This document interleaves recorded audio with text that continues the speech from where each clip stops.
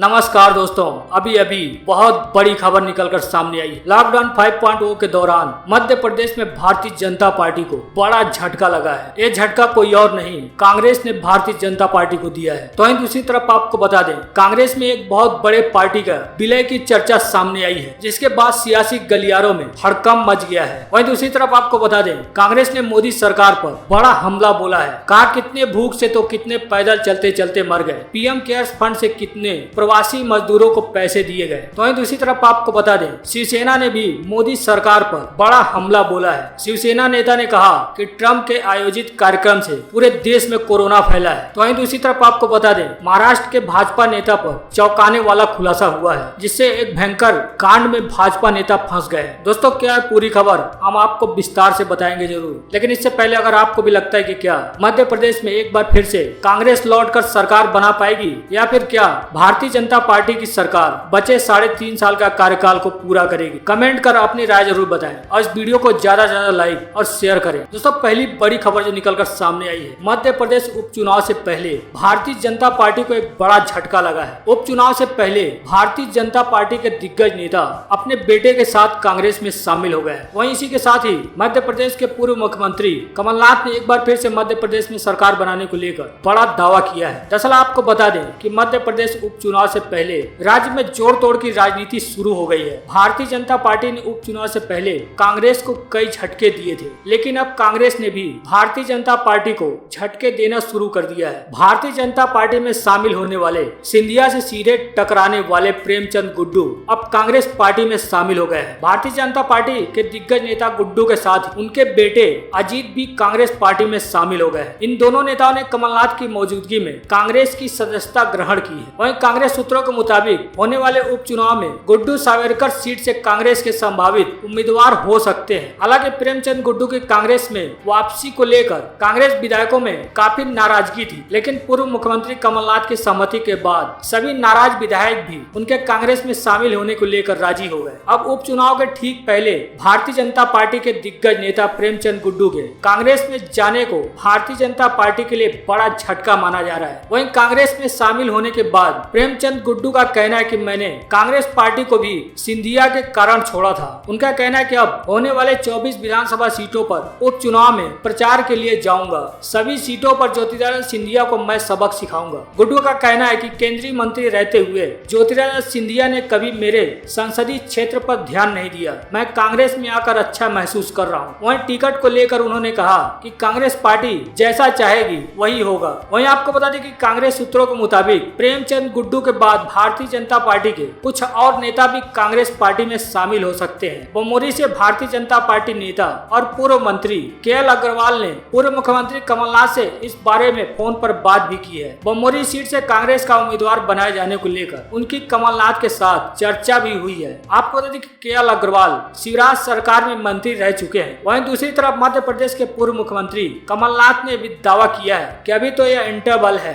हम फिर सरकार में लौटेंगे। कमलनाथ ने दावा किया है कि मध्य प्रदेश में 24 विधानसभा सीटों पर होने वाले आगामी उपचुनाव में कांग्रेस पार्टी इन 24 विधानसभा सीटों में से 20 सीटों पर जीत दर्ज करेगी और एक बार फिर से मध्य प्रदेश में कांग्रेस की सरकार लौटकर सत्ता पर काबिज होगी। कमलनाथ ने दावा किया है कि मध्य प्रदेश में शिवराज सरकार उपचुनाव होने के बाद सत्ता में नहीं रहेगी। कमलनाथ ने भी इससे पहले भी अपने वीडियो प्रेस कॉन्फ्रेंसिंग के जरिए पत्रकारों से ये भी कह चुके हैं कि अभी तो कोरोना का संकट काल चल रहा है, लेकिन जैसे ही मध्य प्रदेश में खाली 24 विधानसभा सीटों पर चुनाव होंगे उसमें हम 20 से अधिक सीटें जीतेंगे, तब फिर कैसे मध्य प्रदेश में भाजपा की सरकार रहेगी हम देखेंगे। उनका कहना है कि एक बार फिर से मध्य प्रदेश में कांग्रेस की सरकार लौटेगी और भारतीय जनता पार्टी देखती रह जाएगी। आपको बता दें, कांग्रेस में शामिल होने वाले प्रेमचंद गुड्डू सिंधिया के भारतीय जनता पार्टी में आने के बाद से ही उन पर काफी हमलावर थे। आपको बता दें कि उज्जैन के पूर्व सांसद प्रेमचंद गुड्डू लोकसभा चुनाव से पहले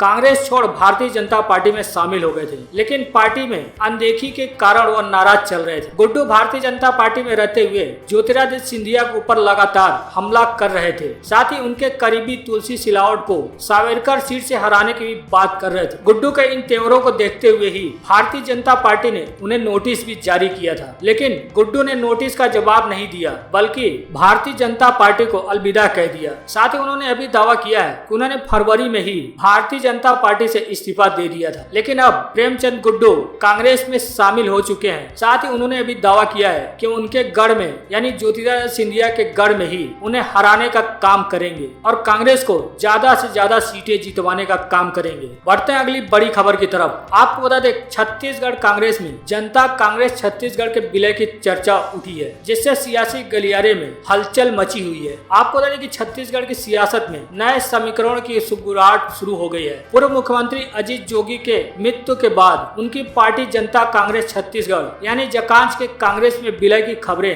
राजनीतिक गलियारे में तैर रही है। चर्चा यह भी है कि प्रदेश कांग्रेस प्रभारी पीएल पुनिया अगले कुछ दिन में छत्तीसगढ़ आएंगे और जनता कांग्रेस छत्तीसगढ़ का कांग्रेस में विलय हो जाएगा। हालांकि इन चर्चाओं की कोई भी कांग्रेस नेता पुष्टि करने को तैयार नहीं है। खुद प्रदेश प्रभारी पुनिया ने इन खबरों को निराधार बताया है, लेकिन सत्ता के गलियारे से लेकर सत्ताधारी दल के दफ्तर तक हलचल तेज हो गई है। कांग्रेस के उच्च पदस्थ सूत्रों के मुताबिक पूर्व सीएम जोगी की तबीयत खराब होने के बाद उनके करीबी नेताओं ने जोगी समेत पूरी पार्टी का विलय कांग्रेस में करने का प्रस्ताव कांग्रेस के आला कमान को भेजा था और इसके बारे में संपर्क भी किया था। हालांकि इस पर कोई भी निर्णय हो पाता उससे पहले ही छत्तीसगढ़ के पूर्व मुख्यमंत्री अजीत जोगी की मृत्यु हो गई। अब इस चर्चा के आधार पर कहा जा रहा है कि जनता कांग्रेस छत्तीसगढ़ के चारों विधायकों और पार्टी का कांग्रेस में विलय हो जाएगा। वहीं मुख्यमंत्री भूपेश बघेल के करीबी नेताओं की माने तो जनता कांग्रेस छत्तीसगढ़ का विलय इतनी आसानी से नहीं हो सकता है। यह समय किसी पार्टी के विलय का भी नहीं है। प्रदेश में भारी बहुमत के बाद 4 विधायकों को शामिल करना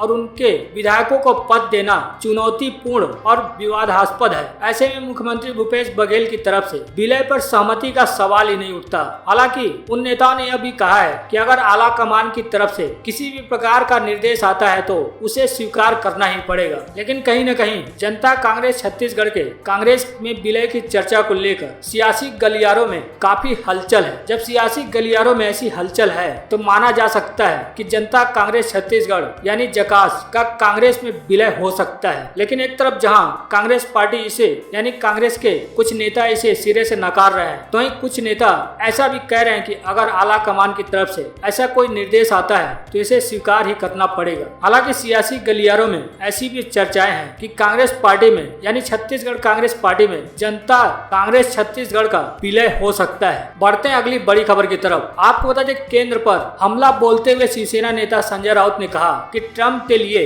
आयोजित कार्यक्रम से ही कोरोना फैला है। आपको बता दें कि शिवसेना नेता संजय राउत ने मीडिया को संबोधित करते हुए कहा कि कोरोना वायरस के तेजी से फैलने की वजह अहमदाबाद में अमेरिका के राष्ट्रपति ट्रंप के स्वागत में हुए कार्यक्रम है। उन्होंने कहा कि ट्रंप के चलते ही मुंबई और दिल्ली में इतने ज्यादा मामले आए हैं। संजय राउत ने केंद्र सरकार की भी आलोचना करते हुए कहा कि लॉकडाउन बिना किसी योजना के लागू किया गया, लेकिन अब इसे हटाने की जिम्मेदारी राज्यों पर छोड़ दी गई है। आपको बता दें कि शिवसेना के मुखपत्र सामना के साप्ताहिक स्तंभ में राउत ने कहा है कि इससे इनकार नहीं किया जा सकता कि अमेरिका के राष्ट्रपति ट्रंप के स्वागत में एकत्रित हुए जनसमूह के कारण गुजरात में कोरोना फैला। ट्रंप के साथ आए शिष्टमंडल के कुछ सदस्य मुंबई दिल्ली भी गए थे, जिसके कारण यह वायरस फैला है। शिवसेना सांसद ने कहा कि विपक्षी पार्टी भाजपा ने महाराष्ट्र विकास अघाड़ी सरकार को गिराने की तमाम कोशिशें की, लेकिन यह अघाड़ी के लिए कोई खतरा नहीं था क्योंकि इसका बना रहना 3 दलों शिवसेना कांग्रेस और एनसीपी की मजबूती है। राउत का कहना है कि उद्धव ठाकरे ने महाविकास अघाड़ी सरकार को गिराने